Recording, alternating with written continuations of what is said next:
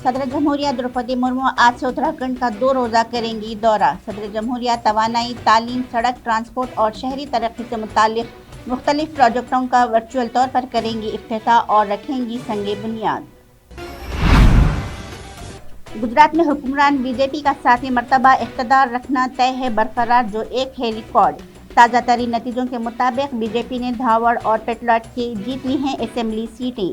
वज़ीर आला भूपेंद्र पटेल घटलोडिया सीट पर 1,21,133 वोटों से है आगे, जबकि कांग्रेस के एमी याजनिक 13,173 वोटों के साथ दूसरे मुकाम पर हैं।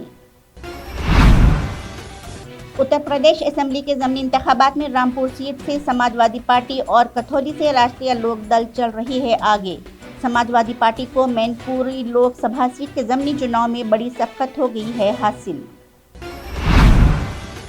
यूनिवर्सिटी ग्रांट्स कमीशन के चेयरपर्सन एम जगदीश कुमार ने बैनुल अक़वामी पब्लिशर्स के नुमाइंदों से की है मुलाकात, ताकि इनकी किताबों का तर्जुमा करने के लिए एक रोड मैप पर किया जा सके तबादला ख्याल, जिसके तहत हिंदुस्तानी ज़बानों में अंडर ग्रेजुएट और पोस्ट ग्रेजुएट कोर्सेज कराए जाएं मुतारिफ।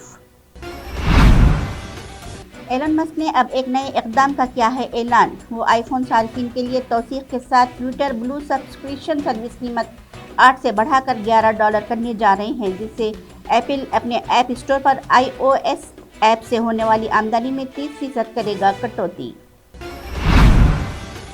तजुर्बेकार कंट्रा अदाकार कृष्णा जी राव, जो KGF सीरीज में नजर आए थे, बुध 7 दिसंबर को बेंगलुरु में कर गए इंतकाल। वो 70 वर्ष के थे। इन्हें सांस लेने में तकलीफ की शिकायत पर इन्हें ले जाया गया अस्पताल। मुबैना तौर पर इन्हें फेफड़ों में इन्फेक्शन की वजह से ICU में दाखिल कराया गया था। बेंगलुरु में अगले चंद दिनों में बारिश के चंद मंतर होने के लिए है तैयार, क्योंकि खलीज बंगाल में तूफानी निज़ाम की वजह से जम गए हैं बादल।